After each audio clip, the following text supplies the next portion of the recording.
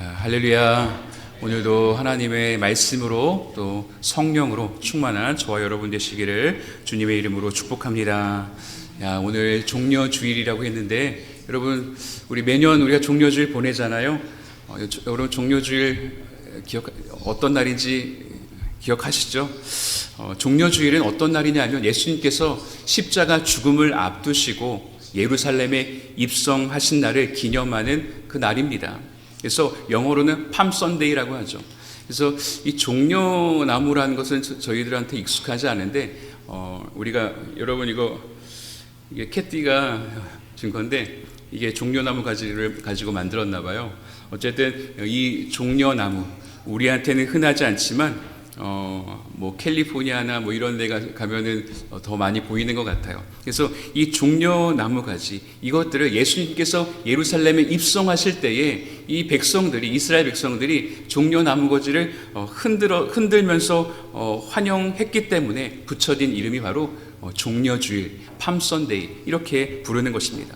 그래서 이 종려나무 가지가 가지고 있는 의미가 있기 때문이에요. 그 가지가, 종려나무가 가지는 의미가 무엇이냐면은 승리 혹은 왕을 환영한다라고 하는 의미를 가지고 있어요. 다시 말해서 예수님께서 여기 예루살렘을 입성하실 때에 백성들이 이 종려나무 가지를 흔들었다라는 것은 예수님을 메시아와 그리고 이스라엘의 새로운 왕으로 환영한다라고 하는 뜻이었고, 그래서 결국 로마 제국을 무너뜨리시고 우리에게 자유를 주실 것이다 라고 하는 그런 기대가 있었던 것이죠. 그래서 이 종려나무가 굉장히 우리에게 중요한 사건이 되는 것입니다. 그래서 오늘은 예수님께서 이 예루살렘에 입성하신 것이 어떠한 의미인지 함께 살펴보고, 또 오늘 우리에게는 어떤 의미가 있는지 함께 생각해 보는 시간을 갖도록 하겠습니다. 자, 예수님께서 예루살렘에 입성했다, 예수님께서 오셨다라는 것을 오늘 환호하는 이 이스라엘 백성에게는 어떤 의미였을까? 먼저 한번 생각해 봤으면 좋겠습니다. 이 사람들은 어떤 의미로 이 예수님을 받아들였을까? 어떤 거였겠어요? 자유였겠죠. 왜냐하면 이 이스라엘 백성들은 오랜 시간 이 나라 없이 나라를 잃어버리고 이 로마 제국의 식민지로 살았기 때문에 그들이 원하는 것은 하나였어요. 자유였어요. 다시 이스라엘의 회복을 기대하면서 이 예수님을 받아들였던 것이죠. 여러분, 예수님의 능력은 이미 수많은 사람들에게 검증이 되었습니다. 예수님께서 오셔서 수많은 병자들을 고쳐주셨고, 오병이어 사건을 통해서 남자만 5,000명을 먹이는 그런 기적도 보여주셨고, 또 귀신을 쫓아내시고, 또 죽은 자도 살리시는 그 예수님의 능력은 이 사람들이 다 보았습니다. 능력이 이 정도라면 여러분 기대할 만하겠죠. 이분이 우리의 메시아구나. 이분이 구약에서 그렇게 우리에게 약속했던 메시아구나. 이제 우리나라가 회복이 되겠구나. 그런 기대를 할 만하다라는 거예요. 그래서 오늘 예수님께서 예루살렘에 입성하셨을 때에 그렇게 호산나 호산나 이렇게 부르면서 환호했던 것입니다. 여러분, 호산나의 뜻이 뭐예요? 호산나의 뜻은 우리를 구원하소서, 우리를 구원하소서. 그러니까 로마의 압제에서 우리를 벗어나게 해주십시오, 나라를 다시 회복시켜 주십시오, 이런 의미가 이 호산나에 있는 것입니다. 이것이 당시 나라를 잃어버렸던 이 이스라엘 백성들이 하나같이 원했던 것이었습니다. 백성들이 이렇게 예수님이 오신 것에 대해서 오해하고 있었기 때문에 예수님이 오셨다는 그 진정한 의미를 알지 못했습니다. 그래서 오늘 우리도, 저와 여러분도 오해할 수 있기 때문에 정말 예수님께서 우리에게 찾아오셨다라고 하는 것이 어떤 의미인지를 우리가 한번 먼저 생각해 보았으면 좋겠어요. 우리에게 오셨다는 것은 여러분 어떤 의미입니까? 예수님이 우리에게 찾아오셨어요. 이것은 어떤 의미인가? 이것을 알기 위해서는 두 가지가 정리가 되어야 돼요. 우리 안에 두 가지가 정리가 되어야 하는데, 첫 번째는 예수님은 누구신가 하는 거예요. 예수님은 누구신가? 우리 요한복음 1장 3절 말씀 같이 한번 읽어보겠습니다. 시작. 만물이 그로 말미암아 지은 바 되었으니 지은 것이 하나도 그가 없이는 된 것이 없느니라. 아멘. 자, 모든 것이 그가 누구예요? 그는 예수님을 가리키는 거예요. 그로 말미암아 지은 바 되었으니 그로 말미암아 창조가 된 것입니다. 그러니까 이 땅의 모든 것은 예수님께서 지으신 거예요. 예수님께서 창조하신 거예요. 그래서 예수님이 창조자다라는 사실을 우리 가르쳐 주시는 거예요. 그러면 왜 창조하셨는가? 그 이유도 궁금하죠. 왜 하나님은 이 세상을 창조하셨을까? 창조하실 수밖에 없었던 이유는 바로 창조하시기 전의 상태가 주님이 꼭 개입하셔야만 하는 그런 창조를 하셔야만 하는 그런 상태였기 때문입니다. 자, 창조 전의 상태가 어땠는지 우리 창세기 1장 1, 2절 말씀을 또 같이 한번 보도록 하겠습니다. 시작.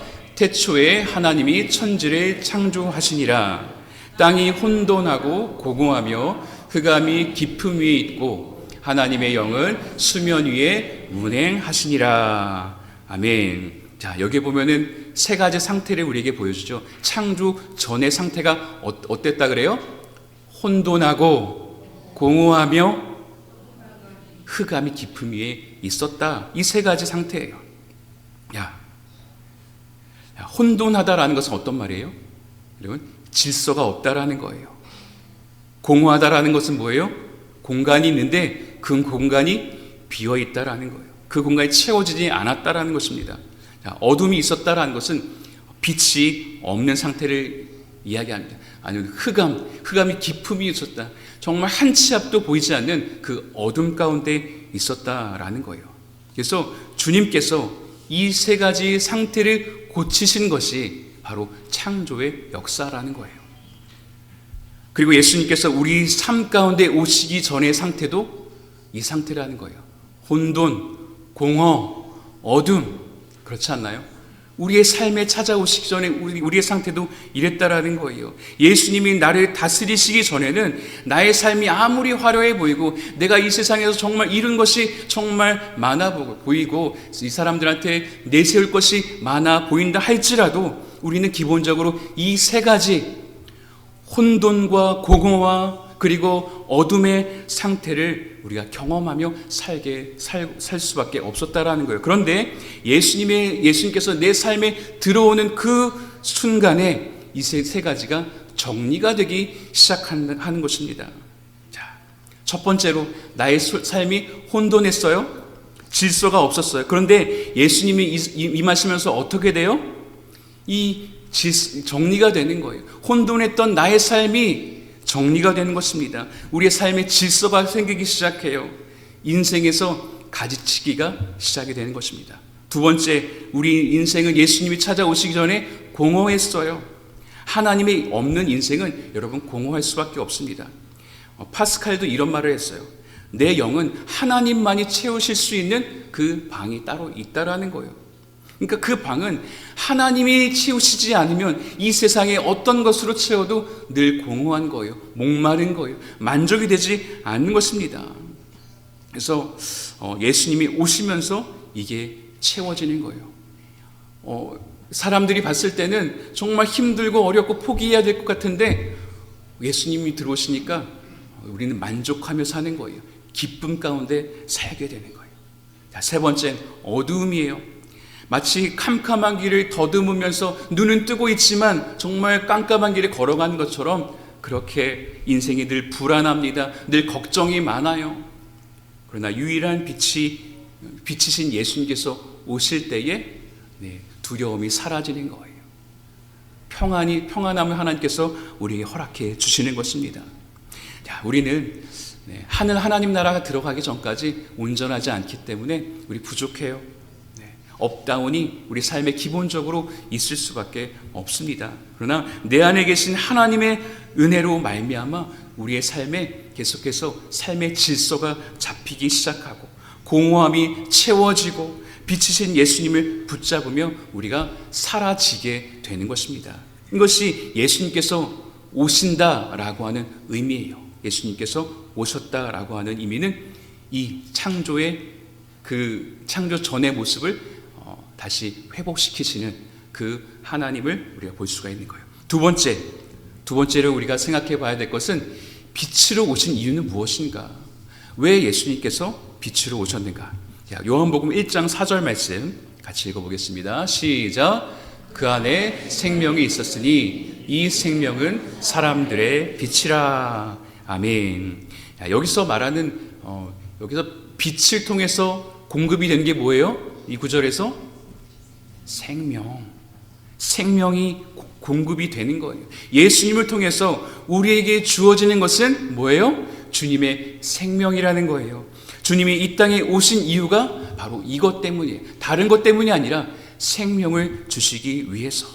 오늘 예수님께서 예루살렘에 오늘 입성하신 이유도 뭐예요? 그들에게 생명을 주시기 위해서. 그렇다면 이 생명은 무엇인가? 이것도 우리가 생각해 봐야겠죠. 우리가 생각하는 생명은 무엇인가? 우리는 흔히 이 단어, 이 생명이라는 단어를 들으면 뭘 생각하냐면 목숨을 생각해요. 여러분, 목숨이라는 말이 뭐예요? 목으로 쉬는 숨이에요. 그래서 목숨이라고 이야기해요. 그래서 사람이 마지막 세상을 떠날 때에 우리가 폐로 숨을 쉬잖아요. 더 이상 폐로 숨을 쉬지 못할 때에 마지막에 목으로 숨을 쉰다는 거예요. 그리고 이 목으로 쉬는 숨이 끊어지면 우리가 그때 목숨이 끊어졌다, 목숨을 잃었다 라고 우리가 이야기하는 거예요. 그래서 목숨은 그거예요. 그런데 여기서 말하는 생명은 그 목숨이 아니라는 거예요. 예수님께서 우리를 살리시겠다라는 것은 목숨이 아니라, 우리 원문의 뜻을 한번 봤으면 좋겠는데, 원문의 뜻을 보면은 생명은 피조물이 창조된 대로 사는 거예요. 이것이 생명이에요. 이해를 돕기 위해서 예를 하나 들면은, 여러분 닭고기 좋아하시죠? 네. 닭고기를 이야기하는 것이 아니라 닭이 어때요? 닭이 날 수 있어요? 없어요? 닭이 날개가 있잖아요. 닭이 날 수 있나요? 없나요? 없어요. 그런데 닭이 막 창공을 나르고 있어요. 여러분 어때요? 저 닭이 미쳤나? 그래 볼 수 있겠죠. 닭이 막 하늘을 정말 독수리처럼 날고 있어요. 그럼 여러분, 그게 생명이 있는 거예요? 없는 거예요? 닭이 날지 못해야 되는데 그냥 모이 쪼아 먹으면서 그렇게 살아야 되는데 닭이 창공을 날아다닌다? 이건 생명이 없는 거예요. 반대로 독수리가 창공을 날아야 되잖아요. 그런데 닭처럼 그냥 뒤뜰에서 그냥 모이 쪼아 먹고 그냥 꼬꼬댁하고 이렇게 살고 있다고 생각해 보세요. 그 독수리는 생명이 있어요? 없어요? 없는 거예요. 그러니까 생명은 피조물이 창조된 대로 사는 것, 그게 바로 생명이라는 거예요. 주님이 이 땅에 오신 이유가 뭐예요? 십자가에서 죽으신 이유가 뭐예요? 바로 잃어버린 생명을 다시 허락하여 주시기 위해서. 우리가 생명을 잃어버렸어요? 우리가 잃어버린 게 뭐예요? 우리를 창조하실 때에 목적이 있었잖아요. 창조하실 때 그 에덴 동산에서부터 약속하셨던 그 생명 세 가지가 있어요. 한번 볼까요? 첫 번째 같이 읽어볼게요. 첫 번째, 하나님과 영원히 함께 사는 것. 두 번째, 하나님의 영원한 다스림과 공급. 세 번째, 하나님과 친밀하게 사는 것. 우리가 하나님께서 우리를 창조하실 때에 우리에게 이렇게 살도록 창조하신 거예요. 그런데 어떻게 됐어요? 죄를 짓고 나서 이 세 가지가 다 끊어진 거예요. 그래서 우리는 생명을 잃어버린 것이죠. 죄를 통해서 우리에게 생명을 잃어버리게 된 거예요.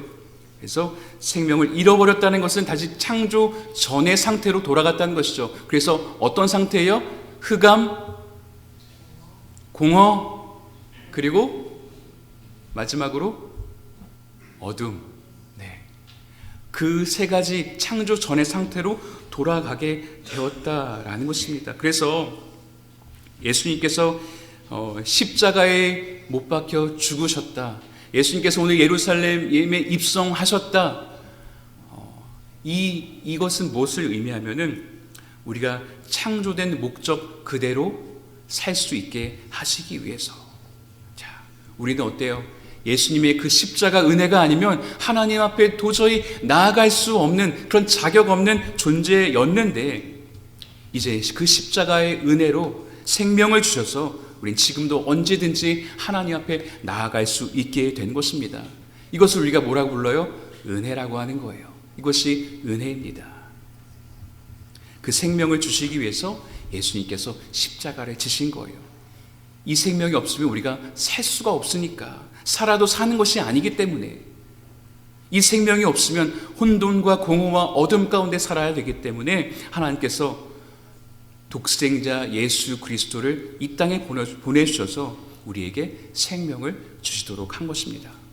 그래서 구원을 받았다라는 말은 뭐예요? 생명을 받았다는 것이고, 생명을 받았다라는 것은 처음 우리가 지어진 그 상태, 원래 상태로 돌아가게 되었다라는 것을 말하는 것입니다. 그래서 성경을 보면은 예수님께서 계속해서 제자들을 가르치시고 무리들을 가르치실 때에 예수님께서 이 땅에 오신 그 이유를 계속해서 말씀해 주세요.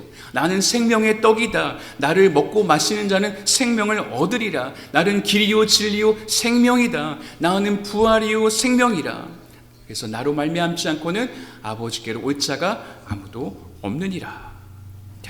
여러분, 예수님을 만나지 않고는 그 생명을 우리가 되찾을 수가 없는 거예요. 에덴 동산 옛날 그 피조물 상태로 돌아갈 수가 없다는 것입니다. 그래서 오늘 예수님이 말씀하시는 거예요. 나는 부활이요 생명이니. 그래서 목숨을 살리러 온 것이 아니라, 그냥 우리가 이 세상에서 살면서 우리를 그냥 어떤 사고 나지 않게 어떤 위험으로부터 우리를 그냥 단순히 지켜주기 위해서 오시는 것이 아니라 우리에게 영원한 생명을 주시기 위해서 오시는 것입니다. 그래서 이것을 위해서 예수님이 찾아오셨고 십자가에서 죽으신 거예요. 그렇다면 이 생명을 얻기 위해서 필요한 것은 무엇인가? 우리 요한복음 1장 12절 말씀 같이 읽어보겠습니다. 시작. 영접하는 자 곧 그 이름을 믿는 자들에게는 하나님의 자녀가 되는 권세를 주셨으니. 아멘. 그냥 아무에게나 주시면 좋겠는데 아무에게나 주시는 게 아니에요. 어떤 자가 받아요? 영접하는 자. 예수님을 나의 주님으로, 예수님을 나의 구주로, 예수님을 나의 하나님으로 영접하는 자. 그렇게 영접하는 자마다 잃어버렸던 그 생명을 하나님께서 허락해 주시는 것입니다. 그래서 오늘 종려주의를 통해서 우리가 꼭 기억해야 될 것은 그냥 단순히 예수님께서 나귀를 타고 들어가셨구나, 이게 아니라 바로 예수님께서 백성들의 어떤 기대를 채워주기 위해서 오신 것이 아니라 바로 잃어버린 생명을 되찾아 주시기 위해서 오셨다라고 하는 사실을 우리는 종려주의를 통해서 우리는 깨달아야 합니다.